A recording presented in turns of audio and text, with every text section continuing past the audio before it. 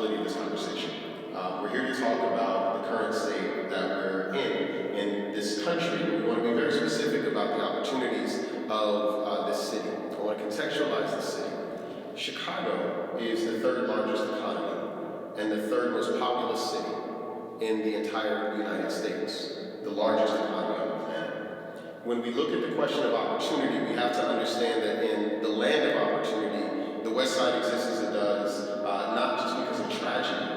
It's not simply that it was a fire in '68. It isn't simply that it was a couple people that lost their homes, but that there is a strategy and a design in the ways in which inequity perpetuates our city and our world. And if it is a function of design, then it's something that we can interrupt. If we can design for inequity, then we can design for equity. If we can design for people to be unloved, then we can design for spaces that show love. And we believe that these things can be anchored in these three principles around advocacy, around faith, and around art. The reality of the power of art, and I want to start there. We have an incredible artist who's going to introduce himself, Haman. Art has the power to do something that's very subversive. Because when you're talking about art, oftentimes you have to consume it quietly. As an anti-racism practitioner and someone who's doing the work of diversity, equity, inclusion nowadays, as all of my work is under attack, and much of it is being litigated. My clients are losing their entire businesses. Teams are foregoing the reality of strategies to advance women in the workplace or people of color into leadership and things like this. We have to understand the myriad tools that we have, and this is why I want to focus on art first. There are many people who would never listen to me say that America is a country founded on racism, but they will stop and they will consider a painting.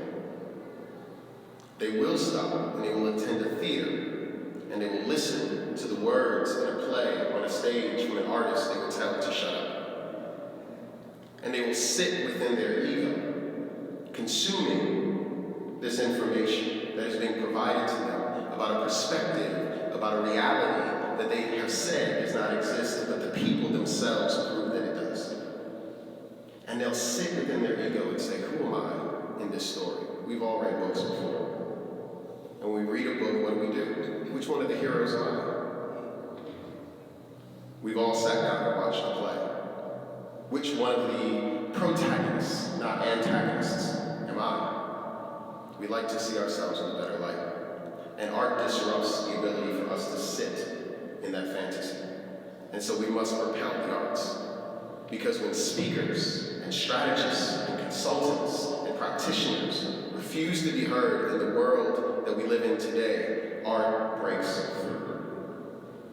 And we have to understand how we can leverage that with every mural, and leverage that with every painting, and leverage that with every theater, and leverage that with every television show, and every Instagram post, and all these different ways of subversively communicating with people who would never listen to the person, but they would consider the art. And so we've brought the question of how art can move our work forward today through the work of Haman. There's the matter of faith, and the question of what is faith. For many people, they would say it's the bricks and it's Sunday. They would say it's the synagogue or the temple. And the reality is faith is a thing that is lived. Faith is a thing that starts with the question of the standards that we agree to, that we say collectively describe and prescribe what we say our values should be. But then they go down into who we are as individuals that make that come alive through the opportunity of time that we have to live today. And whether we're actually living those values, but those values individually should produce something collectively. And this is where what is the church doing becomes a very integral question to the question of justice.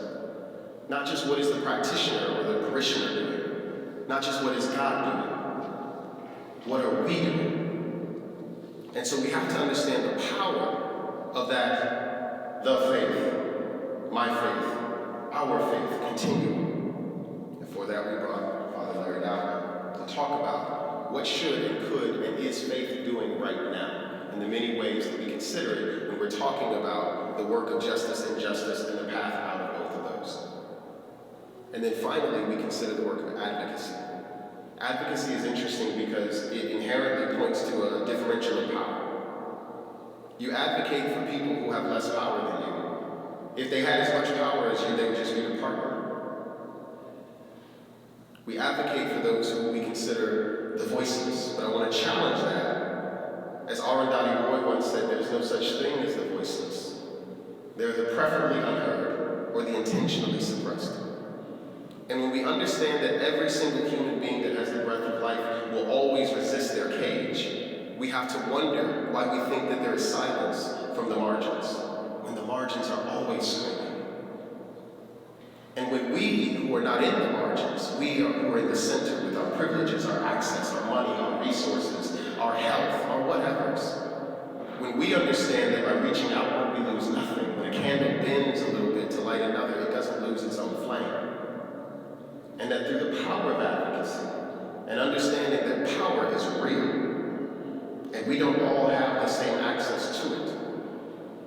But if we understand that we lose nothing by advocating for others who are saying part of your privilege is based on the continuation of my marginalization, it creates a question of what should our faith be producing and what are the mediums by which we can be interrupted.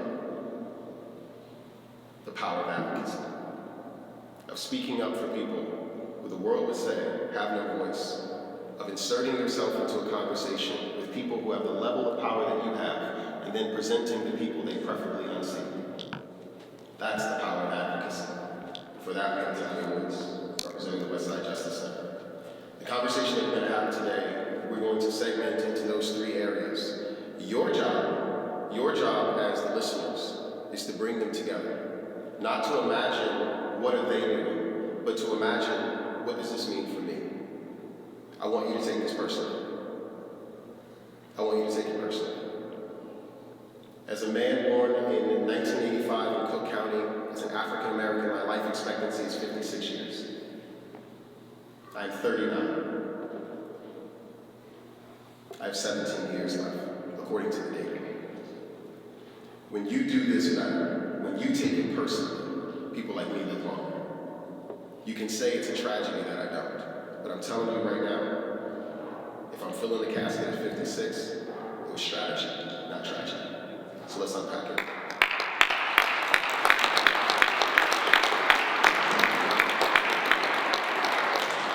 All right, first up, let's get some introductions, everyone. Tanya, would you introduce your work and your organization? Absolutely, it's my privilege. Can you all hear me through this mic?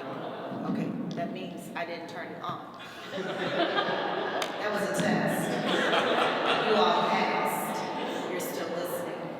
Good afternoon, everyone. My name is Tanya Woods, and it is truly my honor and my pleasure to be here with all of you. Thank you, Xavier, for giving us that context. I am a daughter of the Westside, so it is so good to be here. In St. Catherine, which was a bus stop on my route to school, having attended many Catholic schools in the Archdiocese of Chicago, growing up in K-Town and in the Austin area, and likewise attending Trinity High School, which is right down the street on Division.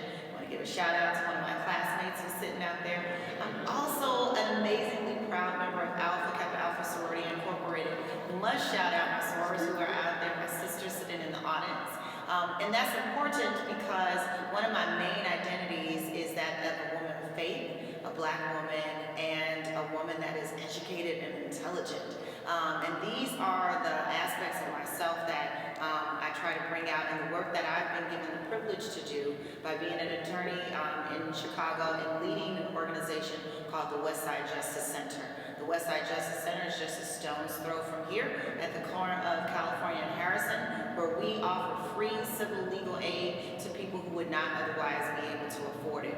In addition to that, in my work, I get the pleasure to co-author and lead a statewide program called Illinois Access to Justice, which is a network of 88 organizations across the state of Illinois, both addressing the twin scourges of both immigration and overcriminalization of black and brown communities. And that's just what I do by day. The rest of my life, what I do for fun is exactly what I do in my profession. It is my pleasure to often be an active member of many civic organizations which allow me to pay it forward, to pave a way for others who don't have an opportunity, and hopefully, if I've done my job well, leave a legacy behind. I'm also the proud mom of two, 33 and 27, an environmentalist and a writer. So I'd like to now give it back to Xavier or pass it over to Haman.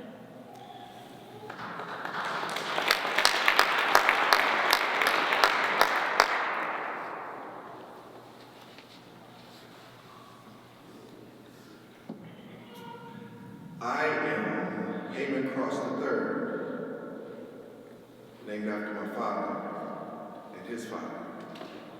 There is a Haman the fourth and a Haman the fifth. That's the name that I was given. But I am eternal. I am you. I am present. I am real. I am a created being. God made me. God made you. I am a creator. I consciously create. I am very, very grateful and honored, overwhelmed, afraid. I am everything. I'm feeling it all right now. And it's taken a lot for me to stay in this seat. I want to run.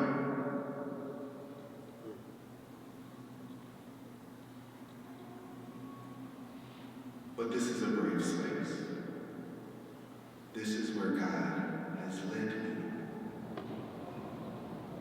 You are a gift. I am a gift. We are going to share these next few moments together. It's going to be messy. You're going to get dirty. But that's what's necessary. We gotta get dirty. Because the soil that we were planted in requires that we get dirty in order to create the next phase of our reality. We can talk about my history and all of that. We can get in all that. You can find it. You can do research. But I want to go deep in. I've just met some of you. So it's important for me to kind of establish how deep I'm willing to go. I was asked to do a painting, and I bared and went through the process, and I'm still growing and living through that process. Again, I'm very grateful to be here. I'm curious what's going to happen.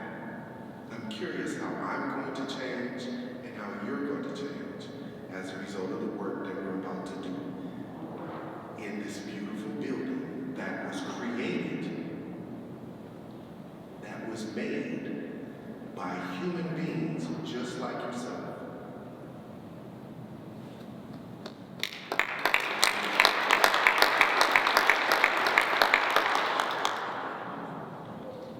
My name is Father Larry Dowling. You can call me Larry, it's funny.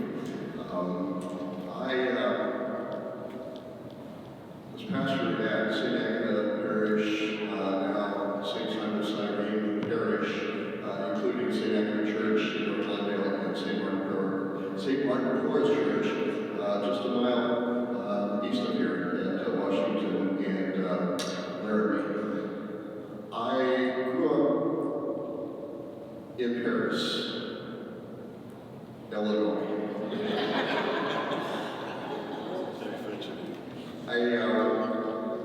All white town, central Illinois. If a black family moved into the town, they weren't there very long. My parents taught me to treat everyone equally, respectfully. Didn't always show it when someone showed up on TV, but because of our segregated society, it's almost embarrassing to say that I never had built a relationship with someone who did not look like me until I was in my 30s. And what a revolution and what a gift that has been and continues to be. We live in a segregated society that continues to segregate us intentionally, and it has been my ministry, my gift, to be able to try to call that out and to draw people together in, across these artificial lines that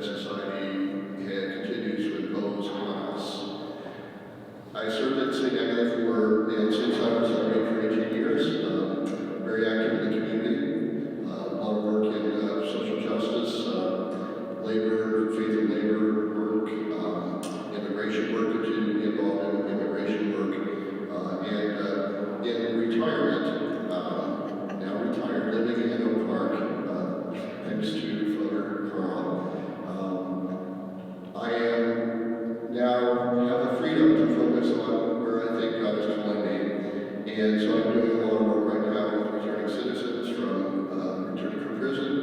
I am still involved with a couple of groups in North Lawndale. And I'm writing a book on healing from white privilege. And part of that project is this painting that I commissioned from that Haman co-created with the Holy Spirit to be a part of this project. One of the gifts that I have been given is the gift of this relationship. And I just want to share one quick thing that gives a little bit of insight into me and my passion around this work. Because I've learned so much from the African American community. I've been so gifted by the spirituality of the African American community. And I feel that more and more deeply every day. I realize that as a white person, I carry white privilege. I carry racism within me. And parishioners, community members who say, Father, you don't have a racist vote in your mind. And I say to them, I wish that were true, but it's not. It's there. It's in all of us. And to be able to acknowledge that, for me, is important. To be able to say that. But also to say, because I have met so many incredible people, like the people on this panel, people in this congregation, and beyond, that I have seen the infinite face, the image and likeness of God, like I would have never experienced in a band in all like community. That has been a gift. One final. I recently visited Ghana. As part of my book, I'm trying to visit these places where this horrible horrors, occurred. So I'll be going south to Mississippi, Alabama in March to places where there were lynchings and other places. But felt the need to be in those places where this horror happened, and to be touched by those spirits, and be challenged by those spirits to speak out and to use the gifts that God gave me within community, to be able to speak from the perspective of a white person who carries racism within me, to be able to say what I've learned, how I have learned because of my relationships, to subdue those impulses that have been ingrained in me, and instead to work to engage others. Not just recognizing within themselves, but how we actively get involved in the work of anti-racism. Not just, I get it, I understand it, but how do we actively engage in the work that is required of us white people in following the Black community in their goal, and our collective goal, toward liberation, toward real economic and social equality. And that is my invitation to all of us, and it's my challenge to all of us. It's my challenge every day to me, because I wake up every morning now, standing, imagine myself standing in one of those dungeons in Ghana, Cape Coast, and reminding myself, these are the people I need to honor. As I look down over the Atlantic Ocean, those are the people I need to honor. And then to also have the paradox that had that not happened, I would not know these wonderful people. It's the paradox that God always presents resurrection and new life, and whatever life throws at us. But to honor those spirits, to honor that in the ways that God is calling me and all of us to engage actively in this work. Thank you.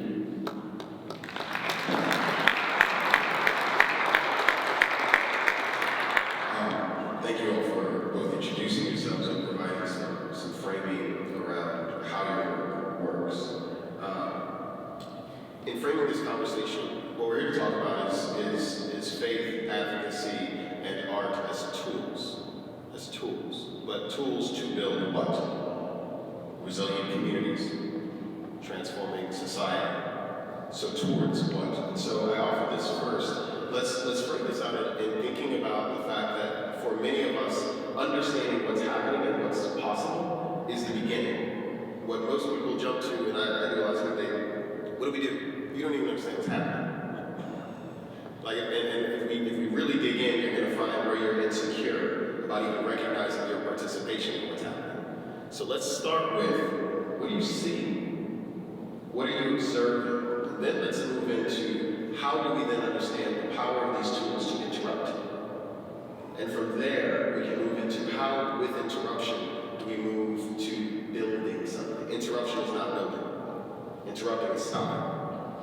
These are distinct areas of work in the social change ecosystem. And so let's start with observation. And Tanya, I'd love to start with you. When it comes to the current legal landscape, the world of public policy, I know a lot of people say, like my company's called Justice Informed, people think we're a civil rights organization.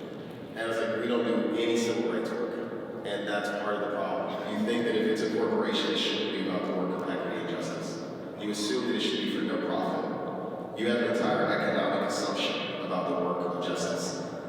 And you carry that every day, even when someone is saying, you should be more curious. When we look at the current landscape, and I think a lot of people for the last several weeks, especially since Trump and the MAGA community has taken over all three branches of our government, things are happening very, very quickly. And the downstream effects have not yet been felt. But I'm curious for you, as an executive director, as a leader, as someone who's engaged in the work of policy and understands the power of advocacy, what are you, with your eyes, attuned to this? What are you observing that you think we should be aware of? So there are a couple of folks, that's a great question, and I appreciate you, Haman, talking about a brave space. It's going to be very brave. There's a group of people who are shocked, and then there's a group of people who are like, we told you so.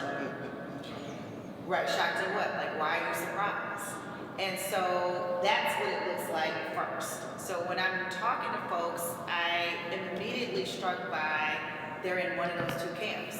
The, oh my goodness, I can't believe this is happening. And the folks who are like, yep, we knew it was coming. And so from that perspective, there's another layer that happens after that. And that is we spoke of social change and interrupting. There are some folks who believe that change happens incrementally and over time and conciliatory and at tables, and we talk nicely and we don't raise our voice and we don't get angry and we really don't like be impolite at all. It's all very civil. And if we just do that long enough, then the change that we seek will actually happen. Like that's the civil way to engage and to affect change.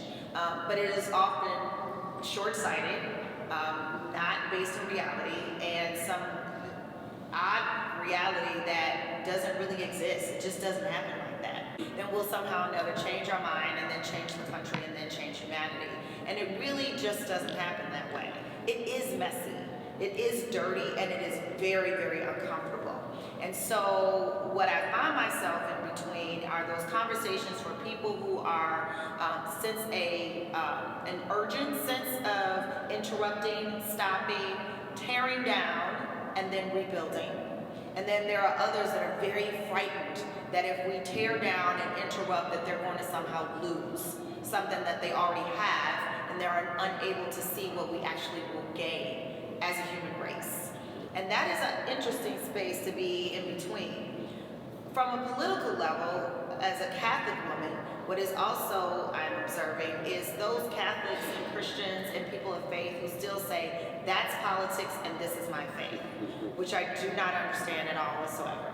Our Catholic social teaching tells us that this is our work every day that we should be doing, which is to affect social change, which is to help our brethren, which is to advocate for those who cannot advocate for themselves. So that's a kind of dichotomy and paradox that I challenge people to really sit with, that if you really say you are the person of faith that you claim to be, look at your documents, look at your doctrine, and what does your doctrine tell you you should be doing?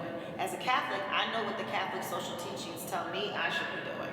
And so I challenge people to really dig into this false notion that there is a separation between your faith walk and your body politic, because they are one and the same, and you are showing up as the same person. On a day-to-day with my community members, and I don't call clients, but in our legal paradigm, we think of clients, but they are community members just like you and I. There is both an odd sense of hope and rage at the same time. The fact that people are starting to wake up to everyday plights that folks that I serve have been going through for years and years and decades, it's almost like finally somebody is paying attention. You guys are actually waking up and realizing life is bad in a lot of places. And there's a kind of rage, which is not negative to me, but there's a kind of rage that is exciting, that people who were not otherwise engaged see a way for them to be engaged. And this is actually not about politics or parties. It's about saying we're in this. I see space for me. Take up space. Be a part of it. I have a voice. I can exercise it. So from my vantage point, whether it be talking with my community members or elected officials or folks like at the panel or even those of you, it's an exciting time. It is a hopeful time, and it is also one that it is going to require all of us to take up all the armor of God to be able to fight. Tanya, thank you for that. Some things that are really resonating. The reality, some people see this as a very scary time, but there are many of us who have been waiting for clarity.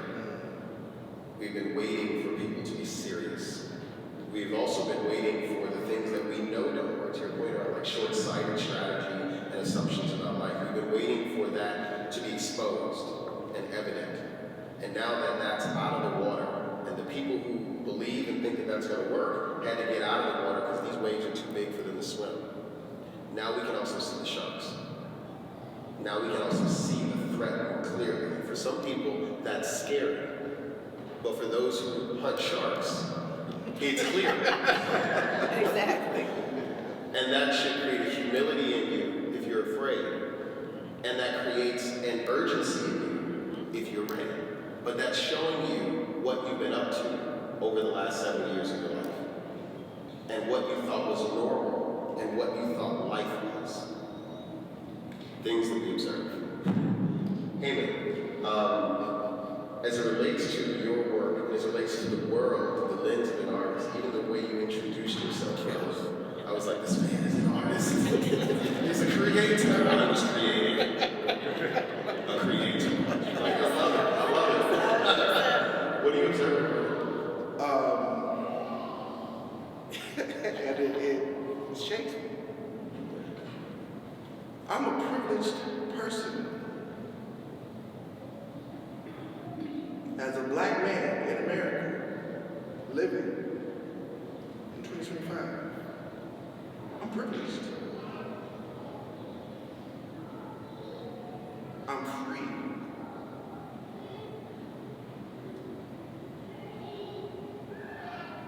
That is heavy. I need practice. I'm not good at it.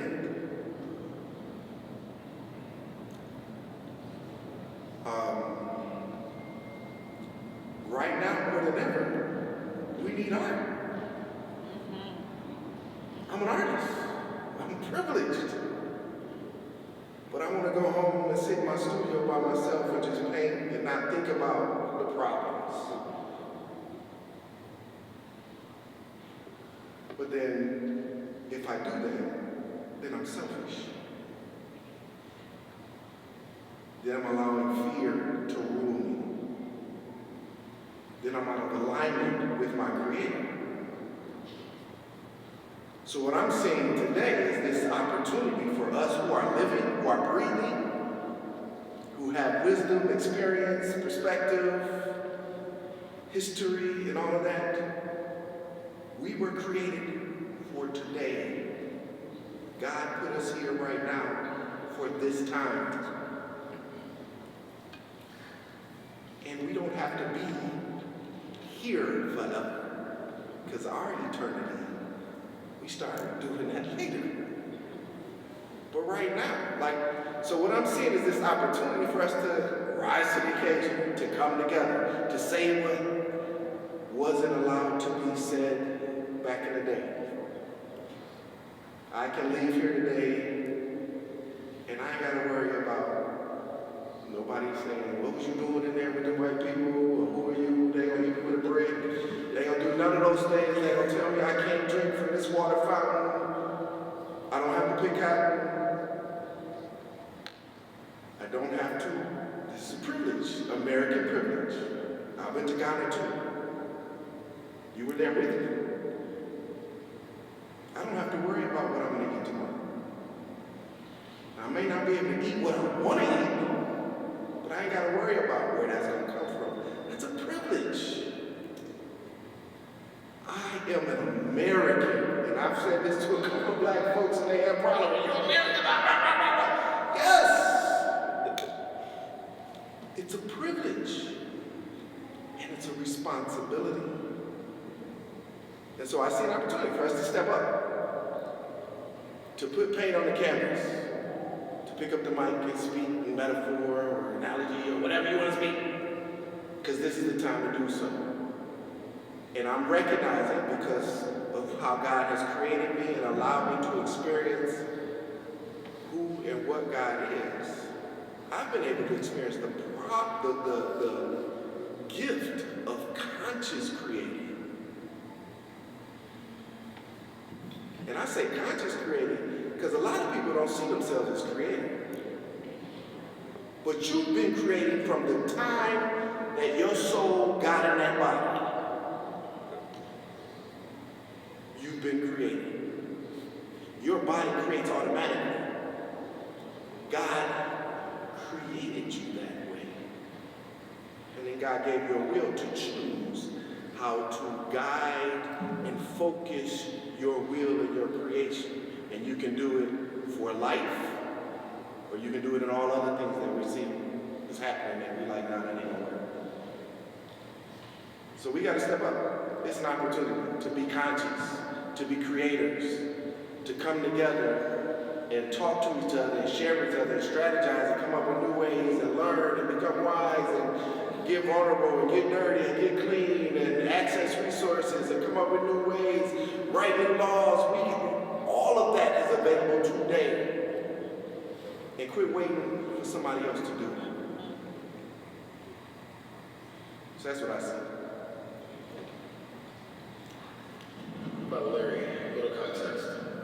The idea of faith is highly contested nowadays. The idea that America is a less institutionalized religious country now than it's ever been before. Just point that part out. And there's a question of what's the point? What's the point? And when we think about the question of injustice, we think about the work of inequity. We think about not how things are just individually a problem, but they're systemically, meaning that there is a consistency in the experience of injustice, regardless of who you are, if you have these certain attributes. There's a consistent experience you can expect from this environment. That's what it means to have a systemic injustice. I'm curious what you're observing about the current faith community. You can speak to that from Chicago lens, you can speak to that from the Catholic lens, you can speak to that from the Westside lens, and I know there are many faiths. There are many different communities. The Jewish faith right now, and the Muslim faith are right in the portal for so many people, given what is happening in Gaza. What are you observing, and what do you think we should be considering as it pertains to faith and being an interrupting agent? So for me, again, it's the core is faith. It's not necessarily religion. And I mean, religion is what's supposed to support our faith, both in terms of our privilege and responsibility of living in that, of living in out of that religious belief that is supposed to reinforce our faith and strengthen our faith. And I agree with Tanya that there's a lot of contradiction in that. We preach organizing, we preach all this, but I think just challenge some of those beliefs. And so, but for me, I think it does come down to the core of faith, and there's a couple dynamics, I think, very true in our society. I think a lot of people have fallen away from organized religion. It's very evident. But I know so many young people who are still involved in social action, social justice work, who are passionate about it, but have no desire to connect with a faith community that does not speak to their issues, and the issues of society. And so, and so we tend to cater to the wealthy donors in our congregations who don't want us to get political, who don't want us to preach the gospel. And at the same time, we are ignoring the present and future of our church in the young people that might be attracted if we actually engaged, the issues that face them and face all of us. So there's a few dynamics, over the years that I'm concerned about. So again, the richness of Black spirituality for me it's tremendous. And looking at the history and the way that the Black community has clung to faith in the midst of just all the fear and oppression and enslavement and all those things that have and yet found holding family together, community together, has been in the midst of all that comes out of the root of faith. And my worry is that we are losing that in the Black community. We're losing it in general in the nation in a lot of ways. And so how do we call people back to that? How do we engage that in a way that says faith is an anchor for us, faith is an inspiration to us, faith is a challenge to us. Out of faith comes hope and love. And so how do we root ourselves? So my worry at times is, for those who are involved in social action, what is their foundation? What is the root they go back to when things really get tough to fortify them? And for me, that's the gift of faith. And from a Christian perspective, Jewish perspective, Muslim perspective, because I've had the privilege of getting to know people from many different traditions, and it is that anchor of faith that is so important. But that anchor of faith that is not just about me individually, but that anchor of faith that connects us as well with each other. So the challenge that I continue to place in front of other ministers and others is okay, we're great at telling people to go out and live a good life and be nice to each other and all that kind of stuff, but we aren't calling them to what Haman talked about. What we've all talked about is this life-giving energy within us. Call it sexual energy, call it creative energy, but ultimately it's life-giving energy that God has placed within each and every one of us. And so to really kind of say, in what way is God calling me to be life-giving? We know it's not just about biology, but it is incarnational. It is flesh and blood and spirit, that we need to engage and to elicit that in others and to call that out in others in ways that again challenge them, invite them to get dirty, as Pope Francis says, to smell like the sheep, and to be with people. And so the thing I've learned, and again, it's better to be on the fringes where we're supposed to be in those places where people are really hurting, where I believe God is more present, and to be in those places. One of my favorite sayings, probably for many others, is St. Francis of Assisi, and of course, St. Clare. And they were very clear. If they ever needed anything from the official church, they went to Rome, but they immediately went back and stayed on the fringes. They stayed away from the center. Doesn't mean the center is not important, but it's on the fringes where God is calling us, where God is supposed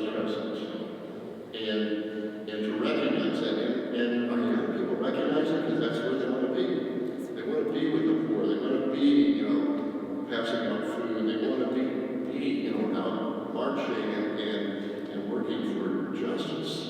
And that's where we should be. But as a church, as people of faith, as faith communities, we need to respond to that and say, we want to support that, we want to encourage that.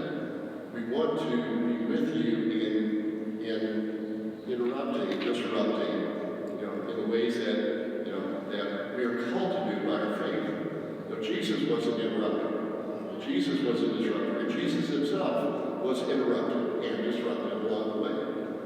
Because he was growing into his own person, into his own humanity, and he didn't know when he was first born that I'm the Son of God. I don't think he really realized that till his final breath on the cross. That growing into our identity and that accompaniment, and that mutual accompaniment, and that mutual empowerment that our faith calls us to. I don't use the word empowerment by yourself anymore. Because empowerment implies I have something you don't have and you have nothing to offer me. We mutually empower one another. If I have something to offer you and you accept it from me, then not only am I empowering you, but you are empowering me because it's what I'm supposed to be doing as a person of faith, as a believer in Jesus Christ. And so we're not down here lifting you up, we are lifting each other. And it is so important to get that across. Especially to those who are philanthropists and those who put their names on buildings and all this kind of stuff. It's like, what's your motivation? Is it to do what God calls us to do? Colonel George said it well at a gathering of business leaders in Chicago many, many years ago. Basically, he looked at them and said, your salvation is based on your care for the poor. And again, that's what faith calls us to, is to that being with those who are struggling, being with those who are hurting, because we have things to learn from them. The other piece of that too is the importance of being present to our youth. And not just saying youth is our future, but it's very much our present. That they have things to teach us. When I've been in groups with youth in Orlando, and I look at them and say, you have something to teach me, they're like, what? What? I don't know your life experience. I don't know what you're going through. I don't know what your belief is, what your hopes and dreams are. I want to know. I want to relate. I want you to understand what my hopes and dreams are for you and for others. But we can't realize that together unless we get to know each other, unless we build those bridges, unless we deal with the prejudices within ourselves and the societal barriers that continue to haunt us and say, oh no, don't get close.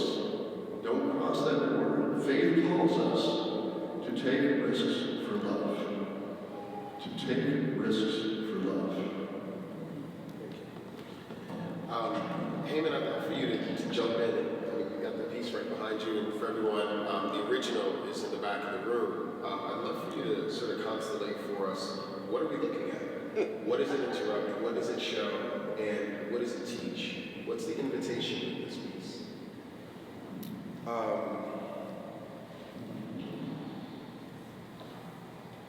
me see, how do I stand up? Okay, why don't we get out of the way? Well, stand up. I want to talk about a little bit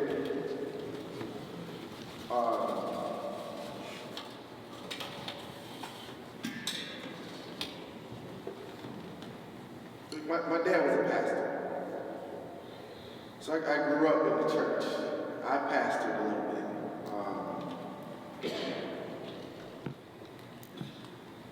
I grew up trying to understand this Jesus person.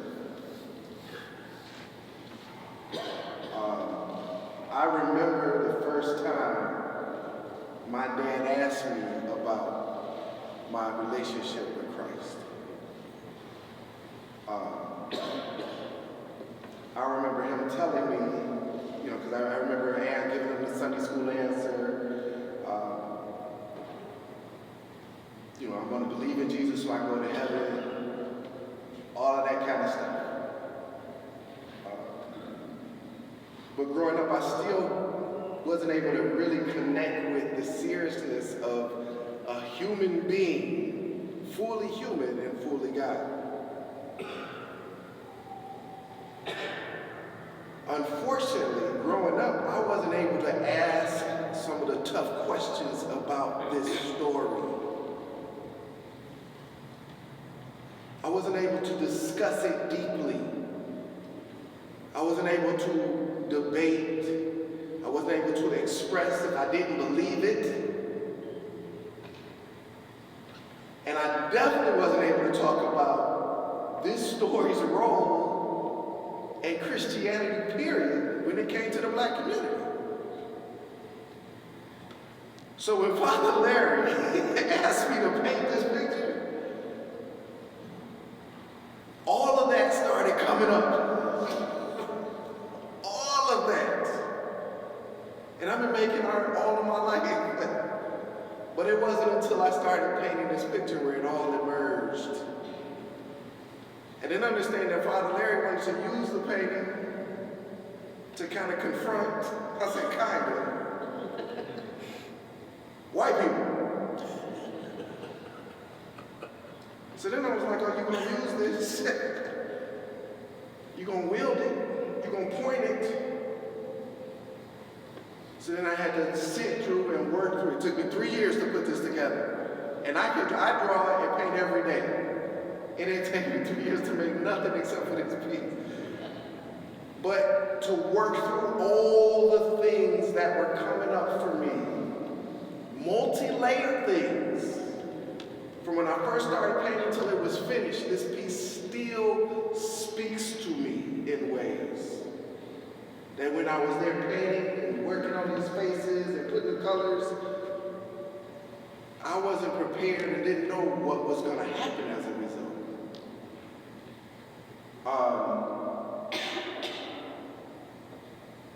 I was invited by the commission and by accepting the work to look through the eyes of Christ, of Jesus Christ, and start to imagine, what does Christ see? What is Christ looking at?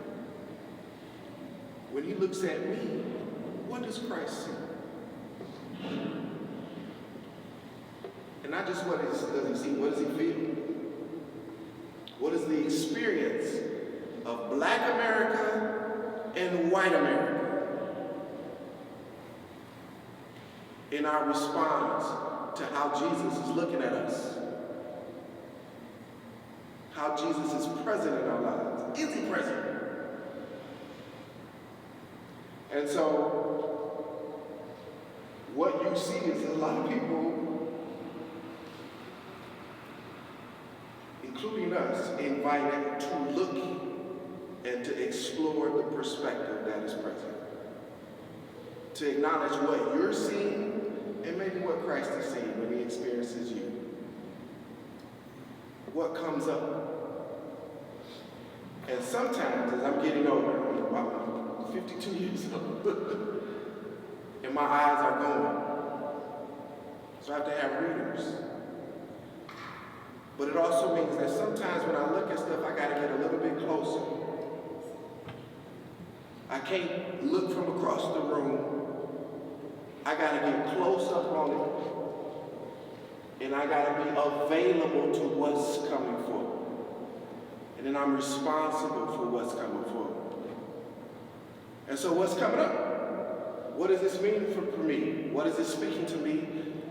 Is I gotta step up with my privilege to be able to create, to have access to discussions like this, to ways that this piece is being used, to till the dirt, to expose what's in our soil.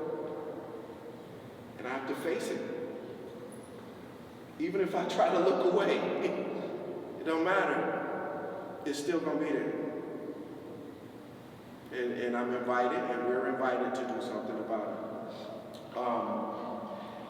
Even today, when I first, earlier before when we were getting ready for this, I've had a couple people make some comments about the painting, and I've been hearing so many different things.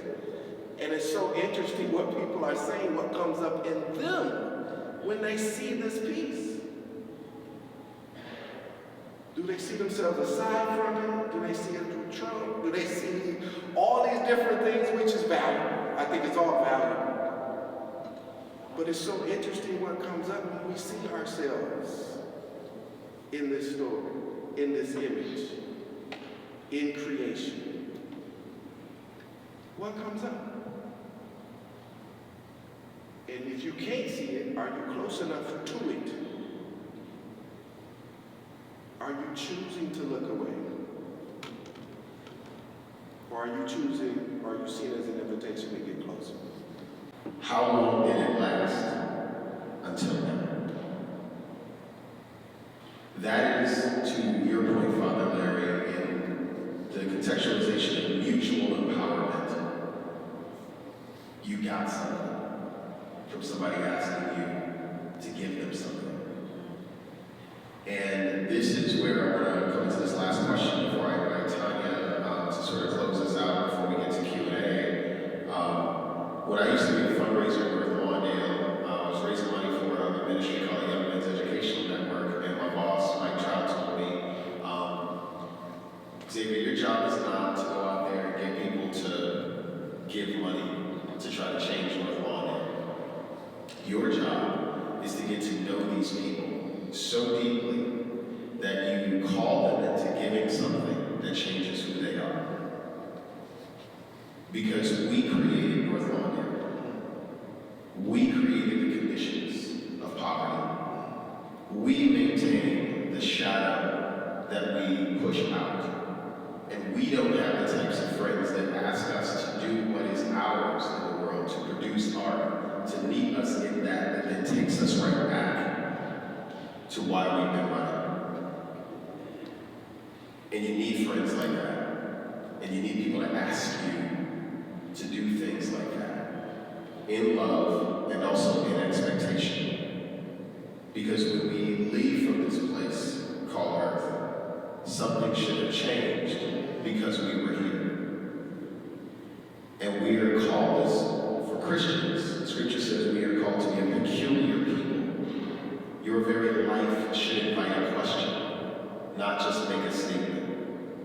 It should invite a question. People should say, why do you say that? Why do you talk like that? What made you do that? How come you saw that? I didn't see that. Your presence should create questions because your presence should be confusing people about how you exist in this world that we're called to be in, but not of. And that separation of being in and of should confuse and confound what people think is normal, because we reject the safety of the center, and we invite the peculiarity of loving the margins. Like, that's the opportunity here. For you all, when we think about the context of that, and even this exchange, and Haman, I think it was very brave of you to say this took 3 years. How many of y'all would commission something wait 3 years for me? Just patiently wait. When I'm getting my love. Did you get the money on time? I told you 3 months. Look at God.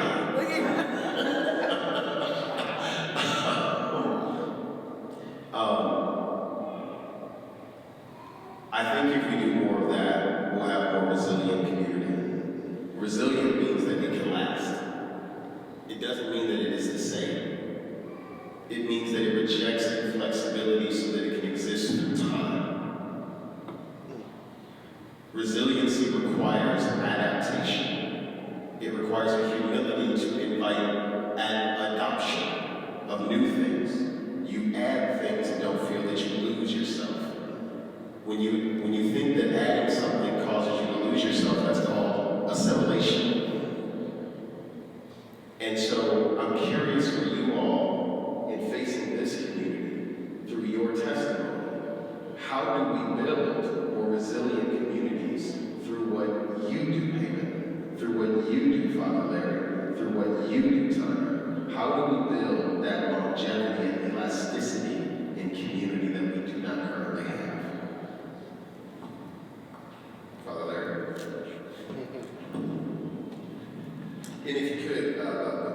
2 minutes to minutes.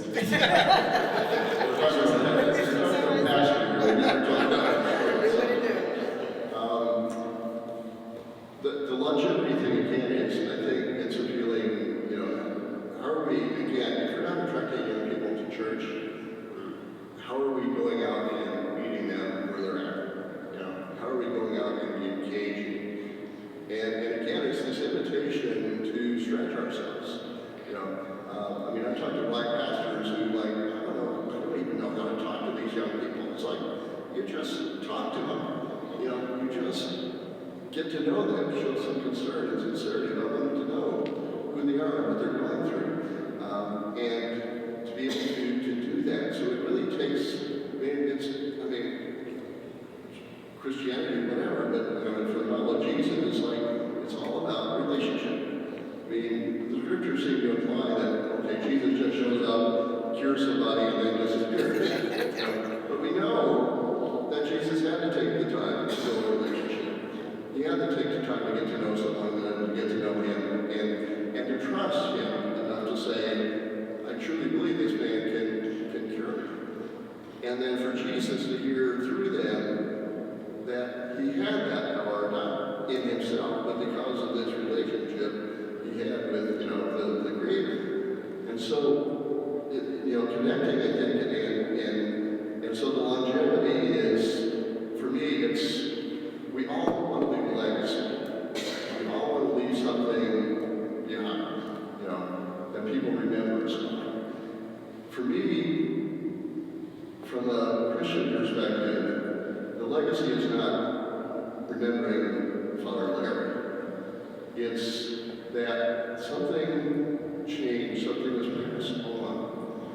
One of my spiritual directors, a few years back, brought me a very sobering sense. There are 3 deaths in this world. One is when we breathe our last, the other is when we're lowered into the grave, and the third time is the last time our name is ever mentioned on this earth. And it's like, whoa. And so I look at Moses, who led people to the promised land and never got to enter the promised land.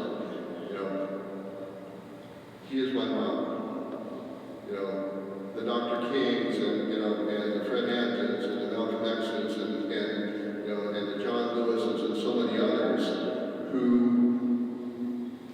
knew in their heart that they weren't going to see the promised land, but still worked toward it. And again, the legacy is going to be based on, again, out of faith, out of our conviction in faith, to be able to connect with the people that are hurt and harmed every day. Something I said recently to in an meeting with Senator Durbin was, I can't remember the last election. I can't remember the last election. I voted in at 72 years old. I can't remember the last election where any candidate, either party, mentioned the poor. And yet, as people of faith, we call it the preferential option. That the poor are the priority. And yet, neither party has mentioned the poor. And so, what does that say? For us as people of faith, we need to keep calling that out.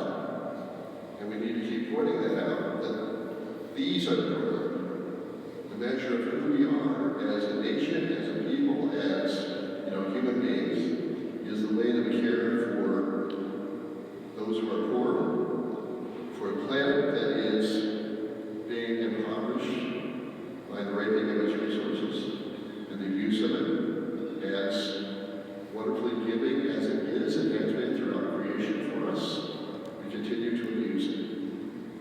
That sense of legacy or longevity that has to come out of us stretching ourselves, crossing those boundaries that, again, the people in power want to keep reinforcing within us. One final thing, I know I'm going for 2 minutes, my apologies. Lyndon Johnson, famous quote, if you can convince the poorest black person that they are superior, better than the richest. If you can convince the poorest white person that they are superior to the richest black person, you can pick their pockets. It's exactly what's happening today. And so, who are victims of racism?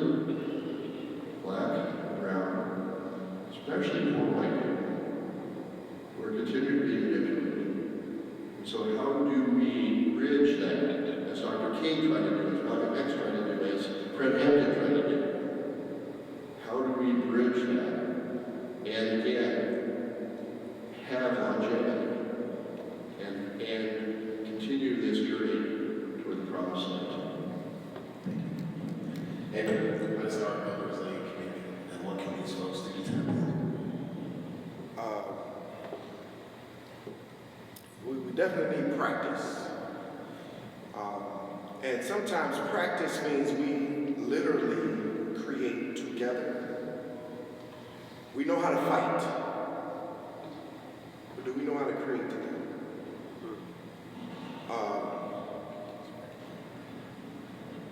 If you haven't had practice consciously creating in that way, it's going to be a struggle. Because when you create, when you put practice into it, sometimes you have to visualize, you have to plan, you have to account for all your resources, you have to look at your time, space. When you do that over and over again, you get stronger and more able to be in creative spaces to make things the way they're supposed to be or the way that you want them. We've heard it. We've always talked about this. They cut the funding, there's no art, there's none of these things. I think some of it is by intention, and I think some of it is by ignorance. Because even when we talk about art, we just talk about it as painting, but we make this disconnection. Anybody, I give you all the money in my bank account, and if you can tell me anything that was not created, can you name anything that wasn't made? And I think I've heard somebody say, well, God wasn't made, but we make God all the time.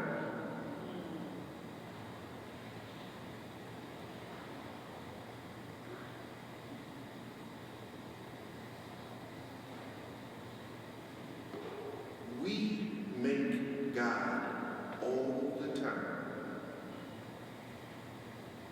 And we do a horrible job at it. Horrible job. We make them to fit our likeness. We make them do all these other things. We call them him, we call them her, we do all these things. We need practice creating consciously. We need to listen to each other. We need to take responsibility for how we're using our creative energy. We need to balance technology. We need to do all these things around creating. We need as much practice, even if it's just making dinner together. Even if it's just having a conversation where we're talking about things that are going to make you uncomfortable. We need the practice. And again, sometimes it is as simple as just painting together. Because you get to see each other a little bit differently. Why'd you pick this color? This shade? Or why'd you use that word when you wrote that? Or all of it, when you got dressed or whatever, why'd you do that? Like these types of questions get us stirred up, get us moving, and helps us take responsibility and become more confident in what we're creating. And so if you want to make with me, I'm cool with it. If you want to make some art, if you want to do this, or if you want to have a conversation, I'm fine, because I recognize by consciously showing up to that energy, my hope is that it stirs something up in me and it stirs something up in you, and then we're able to carry that energy forward. Then the last thing I want to say, you talk about the young people. We're all young. Really? Every single one of us. Even if we're 72, 80, whatever, if you compare that to eternity, So when I see you, and I've seen you even as a kid, we've done some things and I'm like, I see the little boy here. And I loved him. But we were at a play lab. Were we not in a play? We were in a community play lab where we were creating together. And he was able to come forward with a bunch of young people and a diverse group and experience that creative energy. It's hard for us to be creative when we're afraid.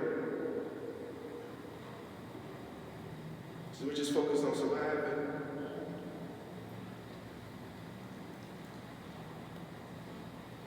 But your energy, we got it. You're invited to create, to co-create. And I think God shared that with me, gave me the opportunity, so I can give it to you. We can co-create together. We don't need to wait for nobody else.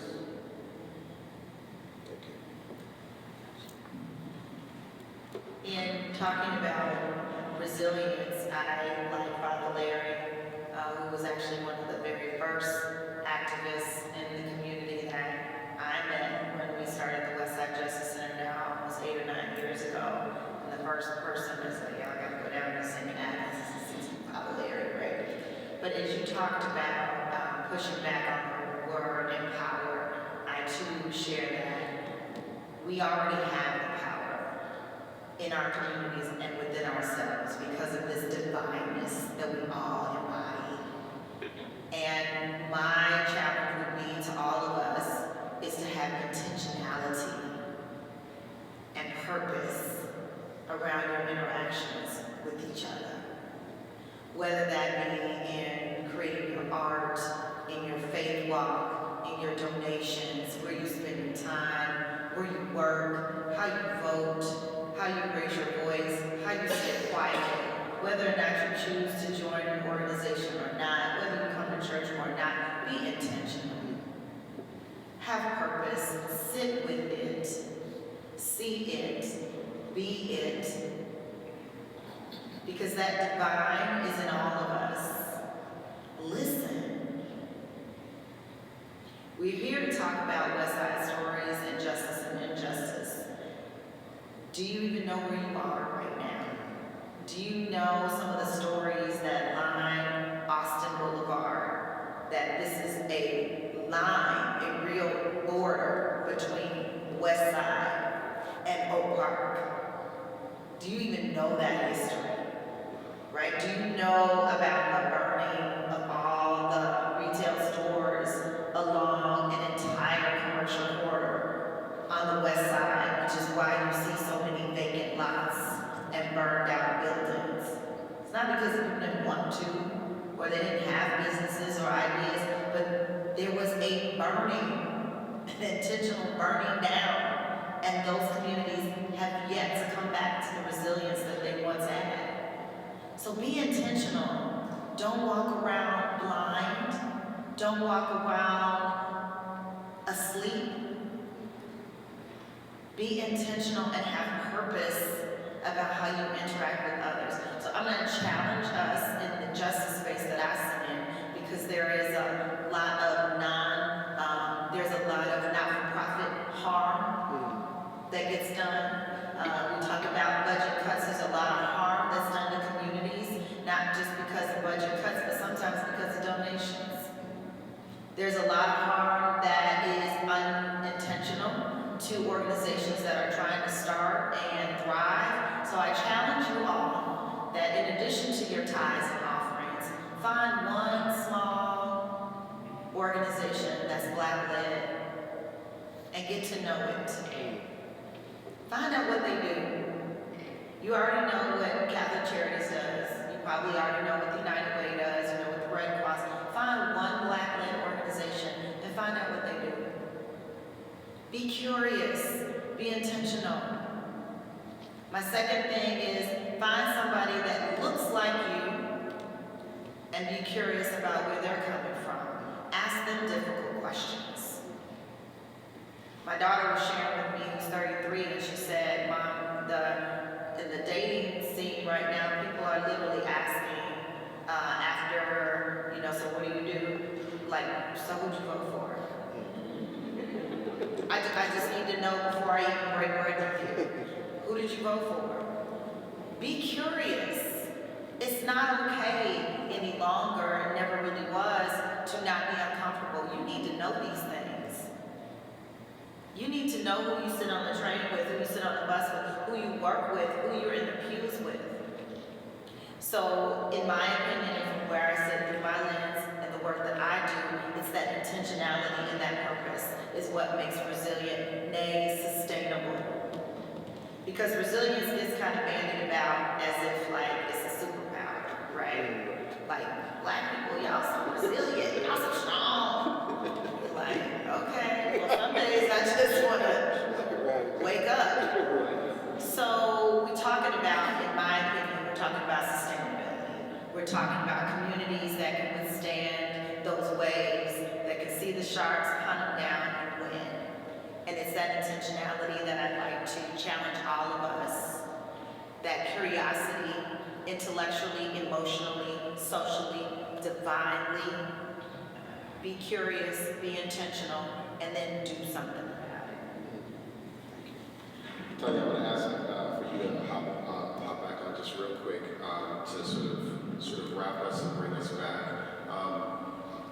How can the work of advocacy, law, community engagement transform this moment? And how can people see that as both an individual opportunity and a collective mandate? 100%. Work. We had a little Secret Santa. We give each other little gifts and we say, okay, well, what would you want? It's under $25. And this go around, I asked for affirmation cards. And one of my team members gave me a set of affirmation cards that are for those who do this work, who are of color, who are othered in whatever way you define that. And the set breaks up the affirmation cards instead of like kind of the daily, you read an inspiration every day. There are 3 segments to the box of affirmation cards. One is you wake up with a thought about yourself as an individual, and you are asked to interact and reflect upon racism, otherism, and all the isms, capitalism, and what does that mean for you? The other segment asks you to think about systems and what is your role in those systems. What are you doing at your workplace, in your church, that is either in furtherance of, or a roadblock to, or interrupting, and you get to fill in what's after the comma and after the ellipsis. And then the last one asks you to dream, which is actually my favorite part. Sometimes I can't wait to get to the last card in the box for that day so I can get to dream. And so in this space of a whole lot of lawsuits, y'all better get ready. You better get ready, because now, as it should always have been, the law books and the annals of our law schools are now going to be ripped open. You are going to use your phone and your mobile devices, and you're going to look up habeas corpus and writs and all sorts of words that you didn't think that you were going to need to know. And I'm so happy about that. Because this is what we've been trying to do in this space for decades, which is to unpack the law and make it accessible to people who are furthest from opportunity. So now we get to do that. So I want you to, in this space of advocacy, think about your individual interaction with what you see. Sit with that. And second, I want you to think about and reflect upon what is your role in the system. Because it's not just them. It's not just those other people. And whatever you see in the streets, those are your cousins. I know they're mine. Take ownership for that and your role in the system, whatever that system is. What is your role in your church? What is your role in your workplace? What is your role in your sorority? What is your role in your family? Are you asking hard questions of your spouse, of your children? And then the last thing is we get to dream a new system of governance. We get to dream because the one that we know is under attack from all levels. The one that we know, those 3 branches, and I'm just a bill, just a little bill on Capitol Hill, that's over. Mourn it and dream of something better, something braver, something richer, something that's collective, something that actually might feel like a democracy. We get to do that in the legal space every day. When we are challenged, when our laws are challenged, I'm excited. This is like the Olympics we all been waiting for. I thought it was back in 2020. We were running hard. I'm like, wow, 2025 is on, right? As far as the legal system and this moment of advocacy, is we actually get to wake up and do this work together. So that would be my challenge to all of us, is to think individually of your role with intentionality. Think about your role in the system and what's the world that you dream of? What does that look like? And how are you going to play a role in actualizing that? And what systems are you going to have to interrupt, stop, or even, I'm gonna say it.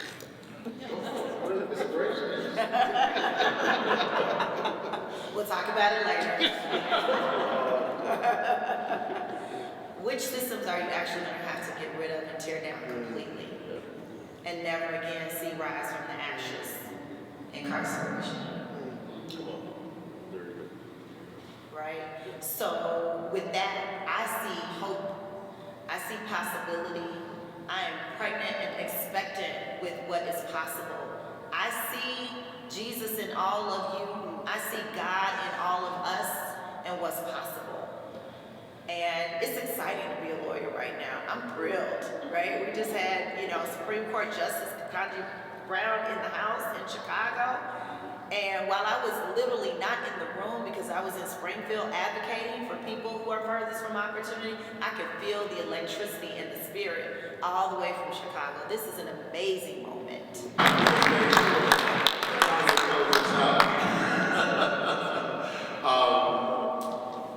Y'all, we're gonna shift to Q&A right now, and we got about 15 minutes, a little bit more than 15 minutes actually, for any questions that you all might have. We have a microphone here at the front. If you do not have the ability or the access to mobility, just know I'm happy to run my lavalier mic out to you. The Q&A can be to any individual, it can be to the entire panel, but feel free to come forward if you have questions.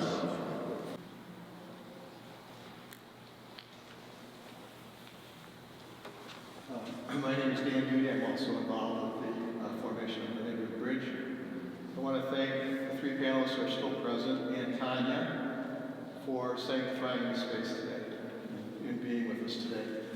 This church that human beings created is very meaningful to many people in this assembly today, and I'm really grateful that you brought God's Spirit to us in the way that you did. My question is, I'd like to ask Xavier a question, because you challenged us at the beginning, told us it was going to get dirty, you told us that, you challenged us all to change, you challenged us all to leave this place different than when we came in. Many people in this assembly came from the east side of Boston, and many people came from the west side of Boston, and we've met in this demilitarized zone to bridge. So I'm going to put you on the spot, Xavier. What's one thought that you have that you'd like all of us, east of Boston or west of Boston, leaving here today to challenge ourselves to be the bridge? Thank you for the question. Are you doing what you're supposed to be doing? It's a simple question. Are you doing what you're supposed to be doing? In my lifetime, I have spoken out against the work of volunteering. Many of you would probably raise your eyebrows and wonder why. And it's because it is a noble, righteous, viable, and valuable pursuit. But when you are supposed to be in the streets marching, instead you are serving,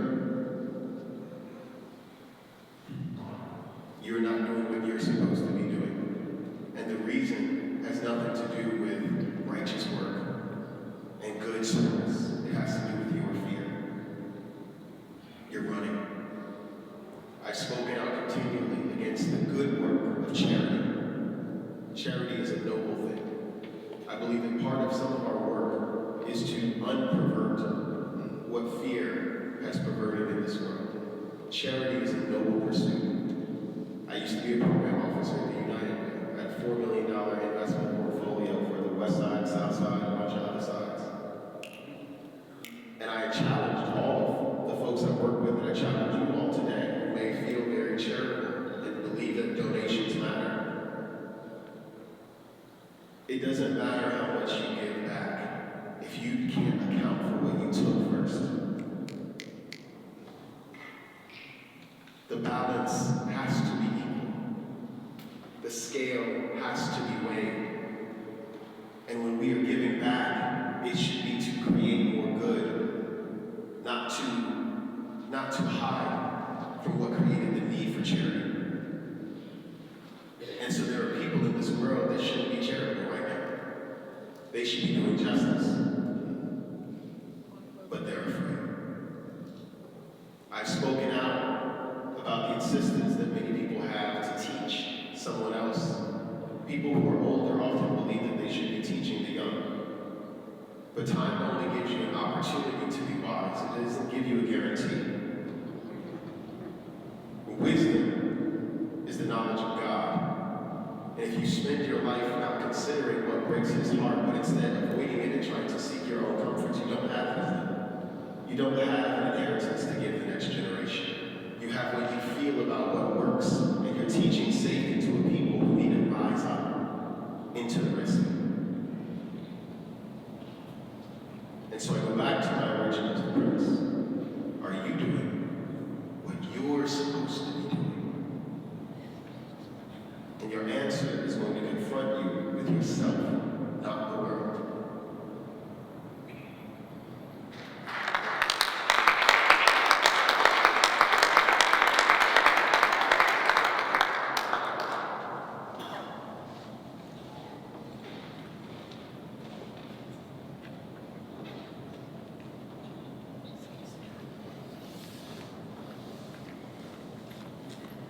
Thank you, gentlemen, for being here. I just have one little question, and it has to do with your painting. There's a certain amount of awkwardness for me because I'm a naturalized citizen of the United States. Okay, I'm still invested in what has gone before. Your painting shows real diversity in all of the white faces, but I don't recognize myself in the black faces. Was there a reason that you didn't include that diversity in the black faces? There are two parts for it. It was a commission piece.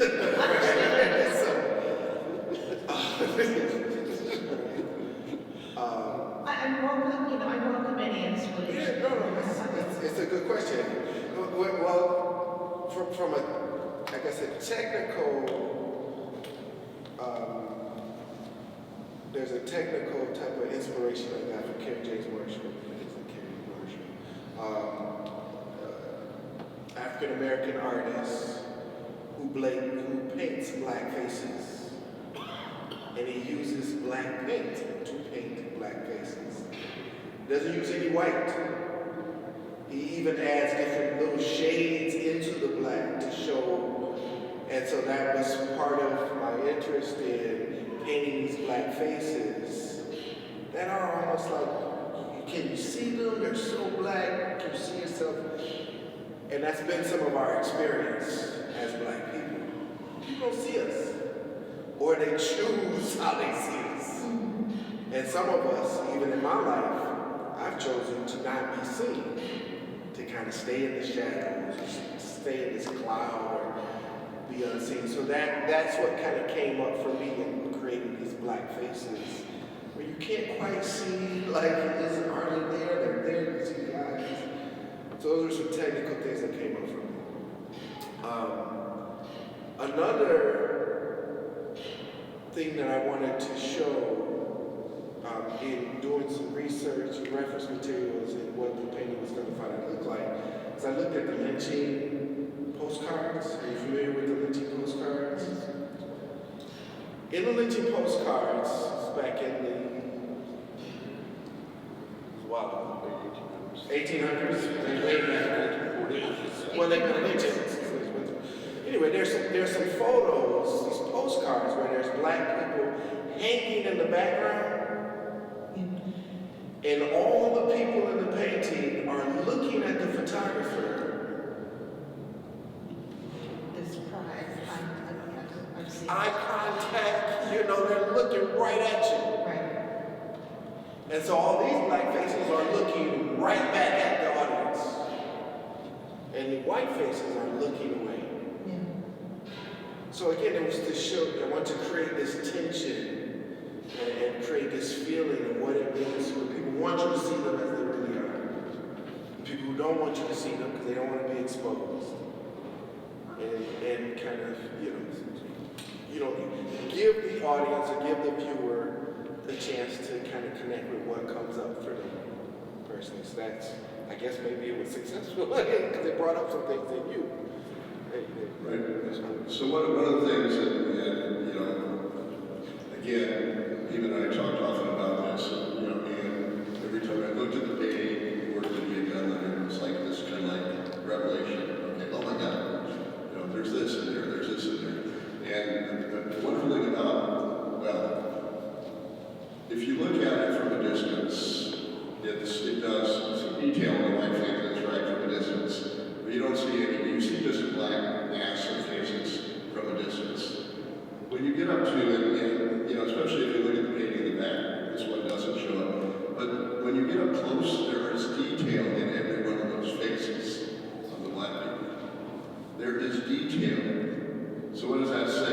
Obviously, it says we got to get close to each other. We got to get close. Because otherwise, we lie into the blanket stereotype. Black people are all this. In contrast to that too, brain is some white people go to this as well. Where am I? That's because I'm not turned away from Jesus. And then I just say, okay, if you're not, then look in the eyes of Jesus and see if you're in there. And when they've done that, without exception, they're like, oh, maybe I have some work to do.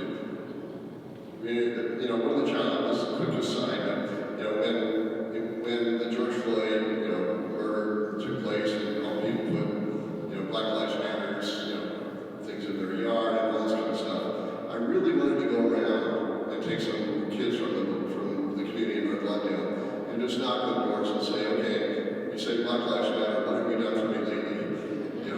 And of course I didn't do that. But, sometimes I think, those who post Black Lives Matter still today, should actually put on their, come ask me what I'm doing to show Black Lives Matter. So again, it's how does art, how does, what we talk about, how do we, in faith and all that, inviting people not just to wave the banner, but instead, show me how you're putting your body and your mind and your spirit on the line, in solidarity along the way. Thank you. Got one last question? One question? Yep. Okay. First, I want to say I really appreciate this conversation. It's been a fantastic conversation. So many notes and just ideas have come up. One thing I wanted to kind of ask about was, in my experience, ego has been something that is virtually impenetrable in individuals. So as it relates to art, when an individual sees themselves in an art piece and they become offended by what they see, how do you penetrate their ego? Because now they have this defensive posture that is gonna cause them to, maybe run away and ignore maybe the obvious of what is actually occurring in the art piece. And so the second question is, what are the positive outcomes that ultimately, do you think that there are positive outcomes that can come from that kind of interaction? So.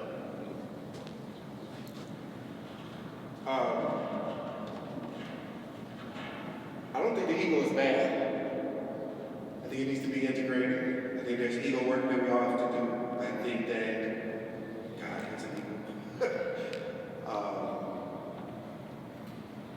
But I think it's necessary to be faced with it. Like, you gotta come face to face with it. If you're offended, I'm okay with that, I love the fact that we're having these types of discussions and being available to work through it, because it's messy, it's dirty to be faced with some of these things and they come up when I spent some time in my life wanting to deconstruct everything, but take everything apart.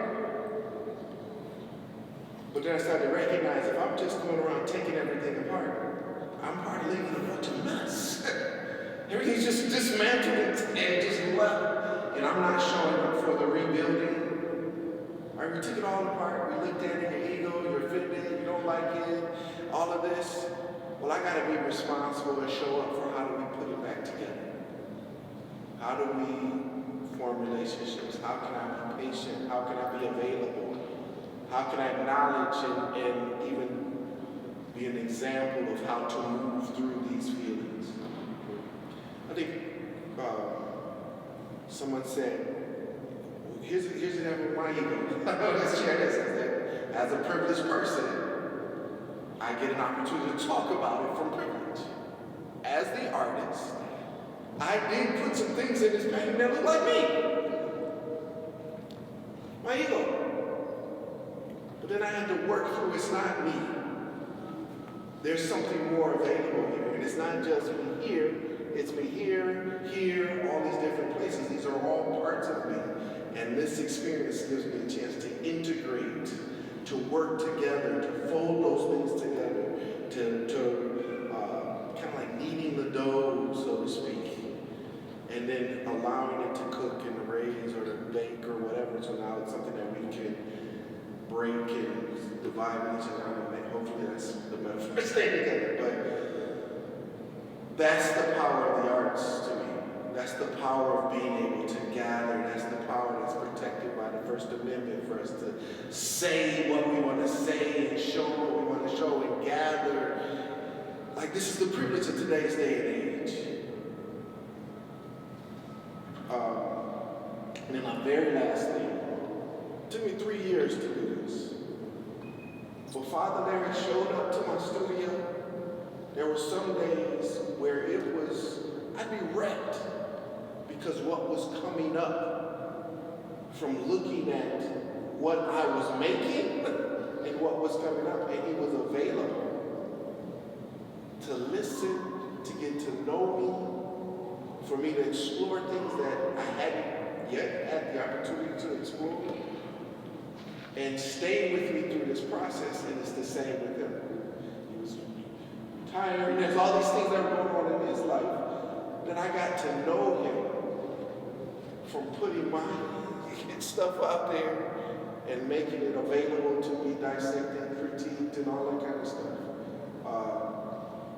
And having my identity reworked in a lot of ways. So hopefully some of that answers it. Just a comment on that, because ego has been a big issue in my own life.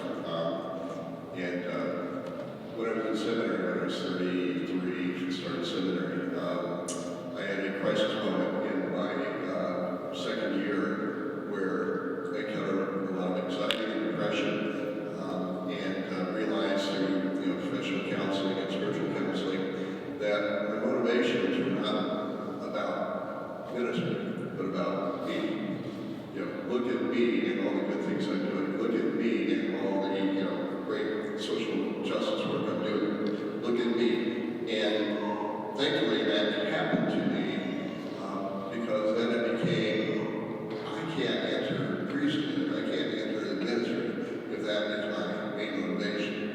ego's always going to be there. I mean, it's part of who we are, and that's okay.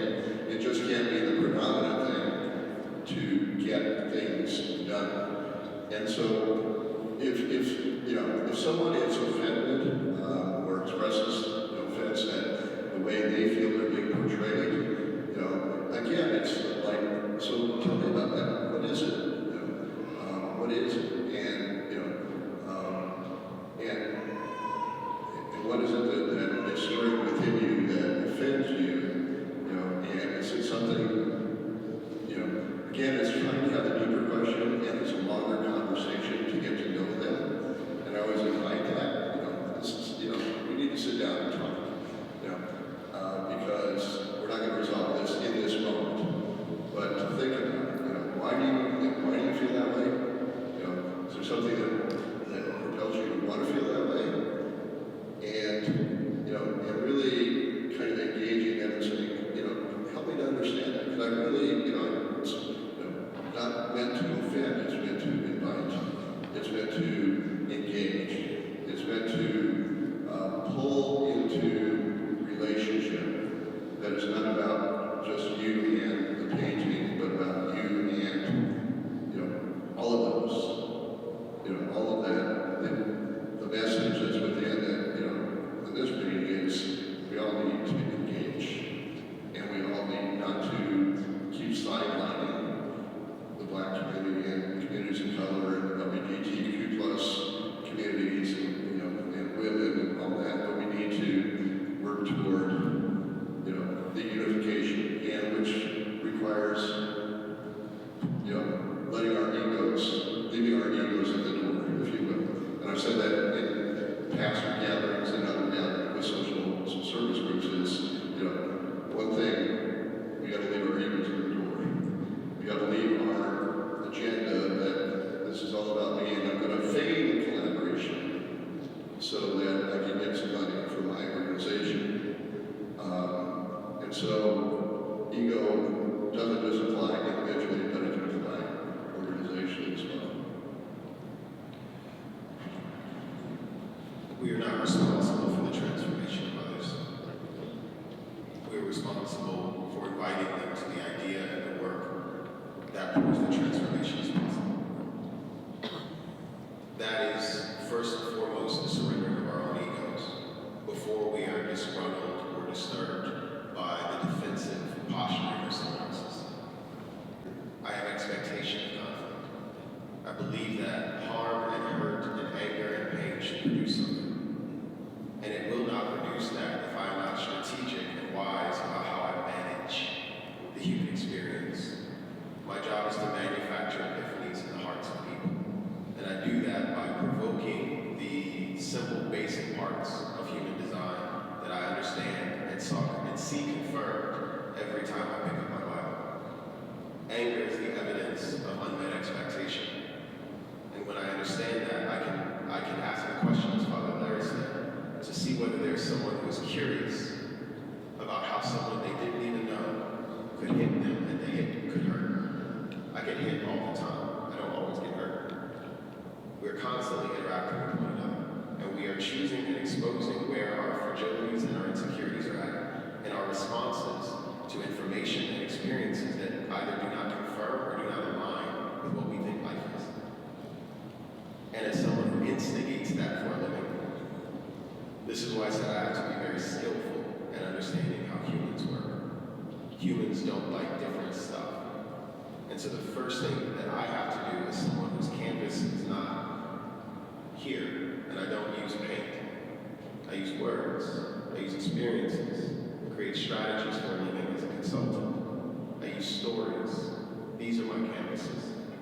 And I use them knowing that the everyday person probably doesn't know who they are when they're around me. They know who they are around the people they've already chosen. And if I can be skillful in manufacturing an aha moment rather than an ouch moment, then that person may also do what I know is an opportunity for another being with agency, which is they can invite me to help them manage an experience I also had to go through. I had to toil in my ego, and I invite you to toil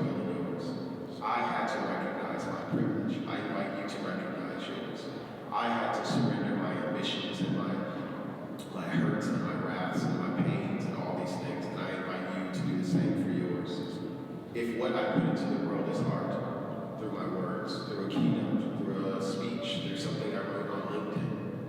If that disturbed you, are you curious about what God is saying you are that you actually don't understand yet? Because the evidence, your emotional reaction, is a gateway to what you don't know about yourself yet. That's what emotions do. They show you who you are. Your happiness happens because your expectation was confirmed. And that's just as valuable a point of information to understand yourself as anger is, which is the evidence of unmet expectation. As much as joy is not the same as happiness, because joy is when your happiness comes from within, when you get to that mature point of emotional security and psychological stability and spiritual power where you don't need an external agent to provoke what God said was yours by right of birth, joy. And it's the opposite. It's wrath. This is why the Bible says, do not move, don't let your anger cause you to move to wrath. Because that is where you're now saying, I am God, and this thing must go. And that's not your job. But when you understand humbly, and I've spent years and years and years wrongly jumping into spaces and turning up in the streets, and from Ferguson to October 7th in Palestine when I was there, to shutting down the Mag Mile in Chicago back in 2015. See, like, I've done all that stuff, y'all. All that stuff. Half the stuff y'all probably got annoyed by in traffic. I had my hand on it. And what I've learned is that people are people. And it will take everything in you to love them. And when they fight against you, it's because they don't know who they are in the face of what you're saying you are. And if love can compel you to help them through that situation, the world becomes more sustainable and we get more peaceful. But I also know that peace is not promised. I know that God said that this world is, the darkness is forever waxing more gross. And so I also don't expect peace. And that's why my first thing I said, I will end with, I'm not responsible for your transformation. I also know that everyone will not be transformed. And when I can take off my God hat and realize that everybody ain't coming to the promised land because they're cool in Egypt, I have peace, even if you resist it. And that is an artist who can be sustainable and resilient over time. That's why I don't get stressed out like a lot of activists do. That's why I'm not pulling out my hair like a lot of folks. That's why I'm not exasperated. It's because they're trying to change something that God said doesn't change. And they're trying to be something that Jesus couldn't even do. He came to earth for all of us. He ended up with 12. One of them got killed. So what do you think your yield is going to be?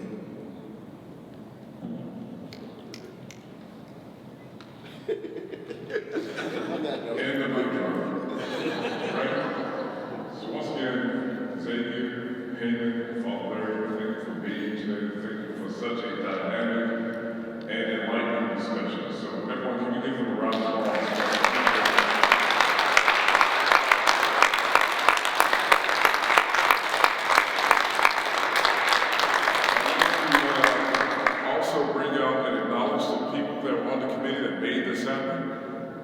Ms. Valerie Jennings, if you come on out so people can acknowledge you.